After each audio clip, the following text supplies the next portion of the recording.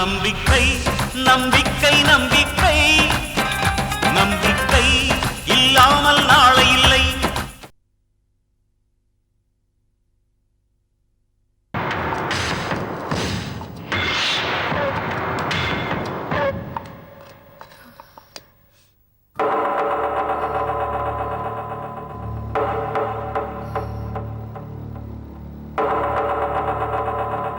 வாங்க உட்காருங்க. நான் ஒன்னும் உங்க வீட்ல விருந்து சாப்பிட வரல. தெருவுல நின்னு இட்லி சுட்டு விக்கிறீங்களே, உங்களுக்கு வெக்கமா இல்ல? இதுல வெக்கப்பட என்ன இருக்கு? நாங்க என்ன மானத்தை வித்தா சாப்பிடுறோம்? இட்லி வித்து தானே சாப்பிடுறோம். என்னையே ஏத்து பேசுறியா? அந்த அளவுக்கு உனக்கு தைரியம் வந்துருச்சா? இந்த தைரியத்தை எனக்கு கொடுத்ததே நீங்க தானே. என் அப்பா இறந்த அன்னைக்கு நீங்க உதவிக்கு வருவீங்கன்னு நினைச்சு உங்க வீட்டுல வந்து நின்னனே, அன்னைக்கு நீங்க என்ன எந்த அளவுக்கு கேவலமா நடத்தினீங்க. என் அப்பாவை தனியா நானே சுடுகாடுக்கு தூக்கிட்டு போய் எரிச்சிட்டு வந்தனே, அந்த தைரியத்தை எனக்கு கொடுத்தது யாரு? நீங்க தானே. அது உன்னோட விதி.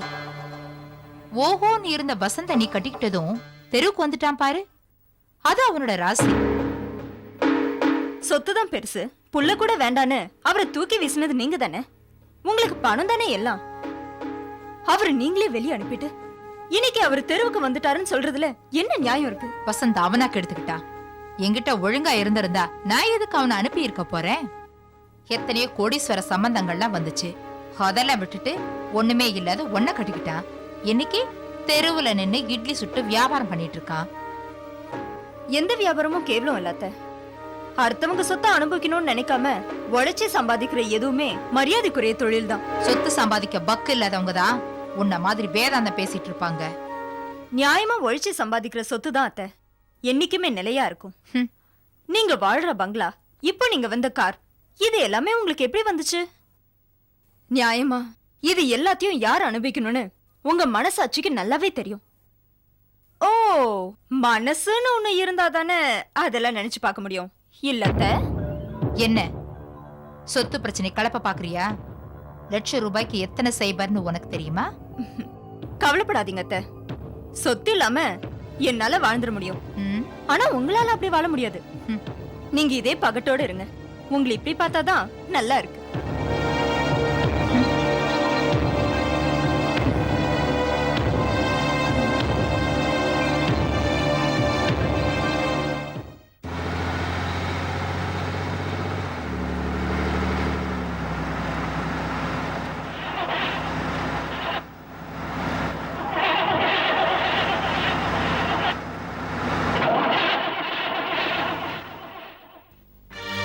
என்னங்க ஏதோ பெட்ரோல் அடைக்குது, என்னன்னு பாக்க.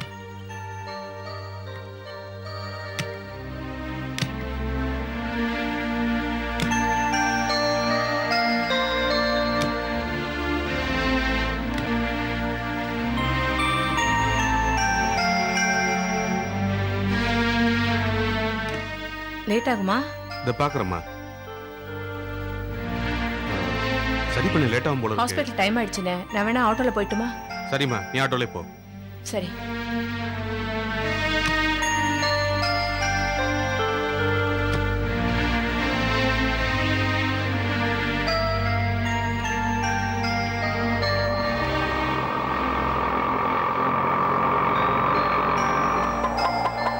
அடையார் வரீங்களா? போலாமா? அண்ணா வண்டி சரி பண்ணிட்டு நீங்க ஹாஸ்பிடல் வந்துருங்க. சரிம்மா, நான் வந்துடுறேன்.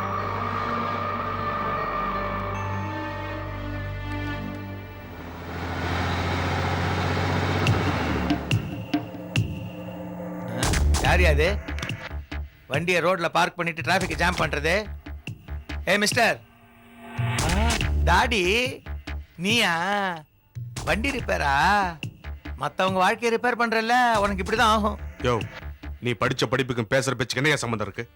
ரங்கநாயகி அழகுக்கும் உனக்கு என்னையா சம்பந்தம் இருக்கு? யோ வக்கீல், உன் மட்டமான புத்தி வச்சுக்கிட்டு என்ன இடப்படாத. ரங்கநாயகி எனக்கும் எந்த தொடர்பும் கிடையாது. அதை நீ சொன்னா உடனே நான் நம்பினமா? பாவட்டா டாக்டர். சரி, ரங்கநாயகி பத்தி இப்படி பேசுறியே, நீ அறிய? அத அந்த ரங்கநாயகி கிட்டே போய் கேளு. ஏய், உன்ன மாதிரி ஒரு டிரைவர் பையகிட்ட எனக்கு என்னையா பேச்சு வேண்டி கிடக்கு? நான் டிரைவரா? நீ என்ன டிரைவராவே நினைச்சுக்கோ. ஆனா நீ யார் பேச்ச கேட்டுக்கிட்டு இவ்வளவு ஆடிக்கிட்டு இருக்கேன்னு எனக்கு நல்லாவே தெரியும். என் சுண்டு விரல் அசைஞ்சதுன்னா அவ கதை இன்னியோட முடிஞ்சிடும். ரங்கநாயகி என்னை கட்டுப்படுத்தி வச்சிருக்கிறதுனால அவ கதை ஓடிக்கிட்டு இருக்கு. நடுவுல நீ மாட்டிக்கிட்டு காணாம போடாத. ஜாக்கிரதை. என்னடா இது, சுண்டு வரல ஆச்சான்னு ஆள் காட்டி வரல காமிக்கிறான். ஒண்ணுமே புரிஞ்சுக்க முடியலையே. எதுக்கு வம்பு? அவன் சொல்ற மாதிரி ஜாக்கிரதையாவே இருந்துருவோம். முதல்ல இந்த சிந்தாமணிக்கு யார் யார் எதிரின்னு ஒரு பட்டியலை தயார் பண்ணணும். இல்லைன்னா நம்ம நடுவுல மாட்டிக்கிட்டு காணாம போயிடுவோம். வரேன் பிரதர்.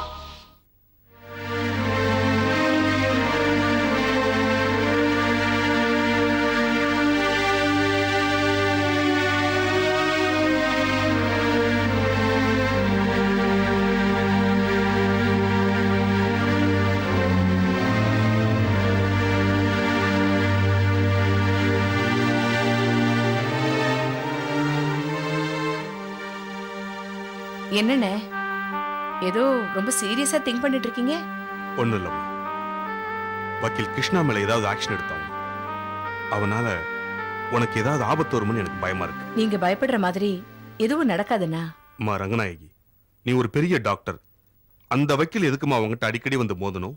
ஏதோ அவர் என்கிட்ட மோதி பார்க்கணும்னு ஆசைப்படுறாரு. அவர் ஆசைய நான் என்ன கெடுக்கணும்? உனக்கு அந்த வக்கீலுக்கும் அப்படி என்னமா பகை? அவர்தான் என்ன பகையா நினைக்கிறாரு. அதுக்கு காரணம் இருக்குண்ணே, நேரம் வரும்போது சொல்றேன்.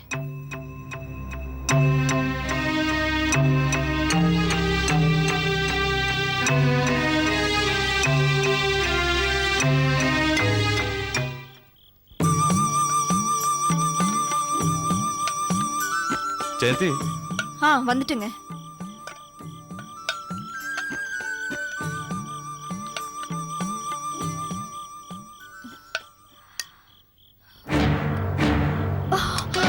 ஜெயந்தி, ஜெயந்தி, என்னமாச்சு? ஏன் விழுந்துட்ட? ஒண்ணு இல்லைங்க, லேசா மயக்கமா இருந்துச்சு. இப்ப சரியாடுச்சு.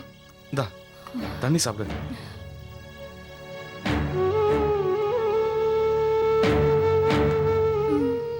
ஏம்மா, ஒரு கர்ப்பிணி பெண்ணு இப்படி நின்னுக்கிட்டே வேலை செஞ்சா அந்த உடம்பு தாங்குமா? ஜெயந்தி, அவர் சொல்றது உண்மைதான். உன்னை பத்தி அவர் யோசிச்ச அளவு கூட நான் யோசிக்கல. நாளில இருந்து நீங்க வந்து கஷ்டப்பட வேணாம். நானே யாராவது ஒரு ஆளை வச்சு பாத்துக்கிறேன். வேண்டாங்க, எனக்கு ஒண்ணும் இல்ல.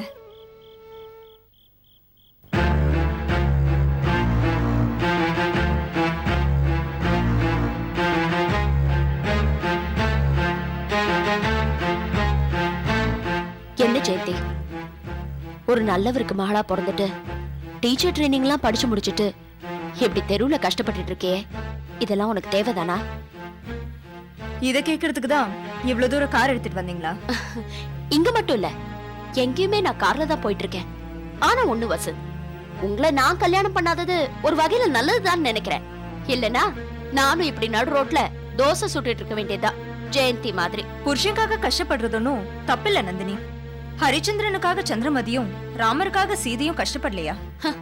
அமைஞ்ச புருஷன் ஹரிச்சந்திரனாவோ இல்ல ராமனாவோ இருந்தா பொண்டாட்டி அவனுக்காக கஷ்டப்படலாம், அதுல தப்பே இல்ல. ஆனா வசந்த் மாதிரி ஒரு புருஷனுக்காக கஷ்டப்படலாமா? நந்தினி, பணம் சம்பாதிக்கிறதோட நிறுத்திக்கோங்க. எங்க மனசை கஷ்டப்படுத்தி பாவத்தையும் சம்பாதிச்சுக்காதீங்க. நாங்க பாட்டுக்கு எங்க வழியில போயிட்டு இருக்கோம். ஜெயந்தி, உங்களை பார்க்கும்போது உண்மையிலேயே எனக்கு ரொம்ப வருத்தமா இருக்கு. வயித்துல புள்ளைய சுமந்துக்கிட்டு இப்படி நடு ரோட்ல கஷ்டப்படணுமா? நந்தினி, நீங்க என் மேல இறக்கப்படல, என் புருஷனை அவமானப்படுத்திட்டு இருக்கீங்க.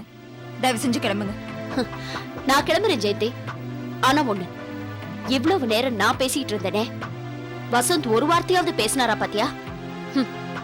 அவரால பேச முடியாது. இல்ல நந்தினி, இப்பெல்லாம் நான் தேவையில்லாம பேசுறது இல்ல. வார்த்தைகளை விட மௌனத்துக்கு தான் சக்தி அதிகம். ஆனா அந்த மௌனத்தை விட பண்ண பாவத்துக்கு சக்தி ரொம்ப அதிகம் வசந்த். ஒரு பொம்பளைக்கு துரோகம் செஞ்ச ஆம்பளை நல்லா வாழ்ந்ததா வரலாறே கிடையாது வசந்த். ஒரு காலத்துல கார்ல போயிட்டு இருந்த மனுஷன் இன்னைக்கு கையேந்தி பவன் வைக்கிற நிலைமைக்கு வந்திருக்கீங்கன்னா அதுக்கு காரணம் நீங்க பண்ண பாவம் தான். அட்லீஸ்ட் உங்களை ஹரிச்சந்திரன் ராமன் நம்பிக்கிட்டு உங்களுக்காக கஷ்டப்பட்டுட்டு இருக்காளே இந்த அப்பாவி பொண்ணு, அவளுக்காவது துரோகம் பண்ணாம இருக்க.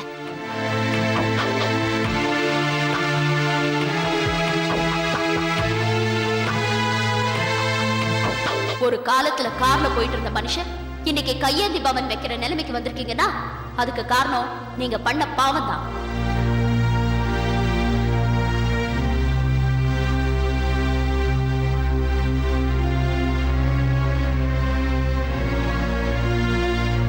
உங்களை ஹரிச்சந்திர ராமன் நம்பிக்கிட்டு உங்களுக்காக கஷ்டப்பட்டு இருக்காளே இந்த அப்பாவி பொண்ணு, அவளுக்காவது துரோகம் பண்ணாம இருங்க.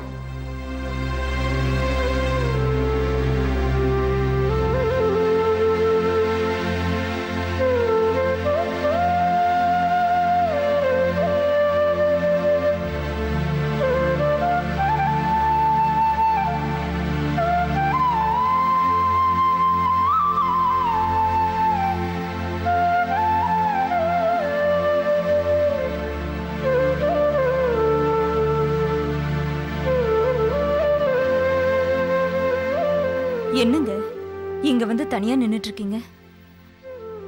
பகல் முழுக்க கஷ்டப்படுறீங்க, உடம்பெல்லாம் அசதியா இருக்கும், படுத்து தூங்கலாம்ல. எனக்கு தூக்கம் வரல ஜெயந்தி, கொஞ்ச நேரம் கழிச்சு வந்து படுத்துக்கிறேன். ஏங்க நந்தினி பேசினதை நினைச்சு வருத்தப்படுறீங்களா? அவ பேசுனதுல ஒன்றும் தப்பில்லை ஜெயந்தி. என்னை கட்டிட்டு கஷ்டப்படணும்னு உன் தலையில எழுதிருக்கு. வயத்துல பிள்ளைய சுமந்துக்கிட்டு எவ்வளவு கஷ்டப்படுறிய. ஏங்க இப்படி பிரிச்சு பேசுறீங்க? நம்ம குடும்பத்துக்காக நாம கஷ்டப்படுறோம், இதுல என்ன இருக்கு? நீங்க என் பக்கத்துல இருக்கும்போது எனக்கு எதுவுமே கஷ்டமா தெரியாதுங்க. உன்னை மனைவி ஆடைறதுக்கு நான் ரொம்ப கொடுத்து வச்சிருக்கணும் ஜெயந்தி. இதுவே நான் நந்தினியை கல்யாணம் பண்ணிட்டு இவ்வளவு கஷ்டங்களை சந்திச்சிருந்தா அவன் என் கூட இருந்திருப்பானான்னு எனக்கு தெரியாது. இல்லைங்க, நந்தினி நல்லவங்க தான். நீங்க கிடைக்கலையேங்கிற ஆதங்கம் அவங்களுக்கு உங்க மேல வச்சிருந்த அதிகப்படியான அன்பு அவங்கள கோவப்பட வச்சிருக்கு. இல்ல ஜெயந்தி, ஒரு பொண்ணுக்கு இருக்க வேண்டிய பொறுமை, சகிப்புத்தன்மை எதுவுமே நந்தினி கிட்ட இல்ல. அவன் இன்னும் வாழ்க்கையை சரியா புரிஞ்சுக்கல. அவங்கள விடுங்க, நான் உங்களை புரிஞ்சுக்கிட்டேன். வாங்க.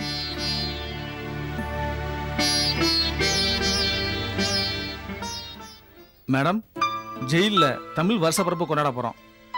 நீங்கள் சீஃப் கெஸ்ட்டாக கலந்துக்கிட்டு கைதிகளுக்கெல்லாம் ஸ்வீட் வழங்கணும். ஐயோ, சீஃப் கெஸ்டா வர அளவுக்குலாம் நான் ஒன்றும் பெரிய ஆள் இல்லை சார். உங்களுக்கு பெரிய மனசு இருக்கு மேடம், அதுபோது எங்களுக்கு. ஜெயிலில் இருக்க கைதி குடும்பங்களுக்கு எவ்வளவோ உதவி பண்ணியிருக்கீங்க. உங்களை கௌரவப்படுத்துறதுக்காக தான் நாங்கள் இந்த ஏற்பாடே பண்ணியிருக்கோம். ஜெயிலில் இருக்கிற எல்லா கைதிகளுமே குற்றவாளி இல்லைங்கிறது எனக்கு நல்லா தெரியும் சார். அதனால தான் என்னாலான உதவிகளை அவங்களுக்கு நான் செஞ்சுக்கிட்டு இருக்கேன். நந்தினி, நீ வரணும்னு விரும்பி தானே அவங்க கேட்குறாங்க. போயிட்டு வாயேன். என் மகளுக்கு இப்படி ஒரு சிறப்பு கிடைச்சது எனக்கு தானமா பெருமை. ரொம்ப தேங்க்ஸ் மேடம். நாங்கள் வாங்க. என்ன விஷயம் அம்மா வந்துட்டு போறாங்க? ஒன்னும் இல்லண்ணே, ஜெயில்ல ஒரு ஃபங்க்ஷனா நந்தினியை இன்வைட் பண்ணிட்டு போறதுக்காக வந்துட்டு போறாரு. காலம் எவ்வளவு வேகமா மாறுது பாத்தீங்களா கங்கா?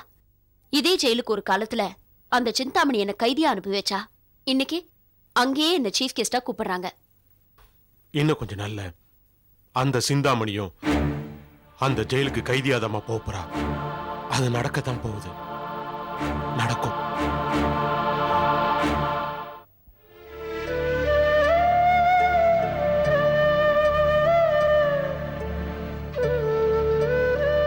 இந்தாண்ணா காஃபி சாப்பிடு. வசந்த், கொஞ்ச நாளைக்கு நீங்க எதுவும் செய்ய வேண்டாம். நீங்க இருந்த அந்தஸ்துக்கும் நீங்க படிச்ச படிப்புக்கும் இதெல்லாம் நமக்கு தேவைதானா? நீங்க 2 பேர் கஷ்டப்படுறத பார்க்கும்போது என்னால சகிச்சுக்க முடியல. பிரேம் இதை நாங்கள் கஷ்டமா நினைக்கல, வாழறதுக்கு ஏதாவது செஞ்சுதானே ஆகணும். அதுக்காக நீங்க இவ்வளவு தூரம் இறங்கி போகணுமா? உங்களுக்கு ஒரு நல்ல வேலை கிடைக்கிற வரைக்கும் இந்த குடும்பத்தையும் நானே பாத்துக்கிறேனே. அண்ணா, சொல்றேன்னு தப்பா நினைக்காத.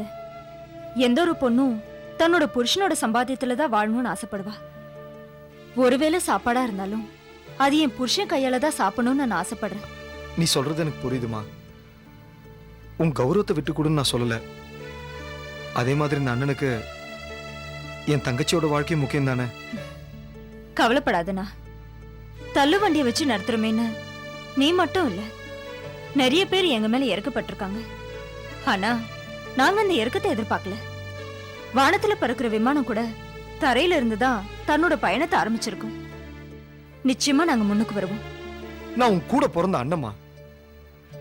கூட பிறந்தவ கஷ்டப்பட்டுட்டு இருக்கும்போது அதை பார்த்துட்டு இருக்கவும் ஒரு அண்ணனா. பிரேம், ஏற்கனவே நீங்க எங்களுக்காக நிறைய உதவி பண்ணிருக்கீங்க. ஏன் என்ன ஜெயில இருந்து வெளில கொண்டு வரதுக்கு அந்த வக்கீல் கிட்ட கொடுத்த 50,000 ரூபாய் கூட திரும்பி வரல. அதனால என்ன இருக்கு வசந்த்? இப்படி ஒருத்தருக்கு ஒருத்தர் உதவி பண்ணிக்கலன்னா அப்புறம் சொந்தம்னு சொல்லிக்கிறதுல என்ன இருக்கு? என்னமோ என் மனசுல பட்டது நான் சொன்னேன். அதுக்கப்புறம் உங்க இஷ்டம். புத்தாண்டுக்காக அம்மா ஸ்வீட் கொடுக்குறாங்க. ஒவ்வொருத்தரா வரிசையா போய் வாங்கிக்கங்க. போங்க. நீ வாப்பா. வாமா. நீ வாப்பா. வாமா.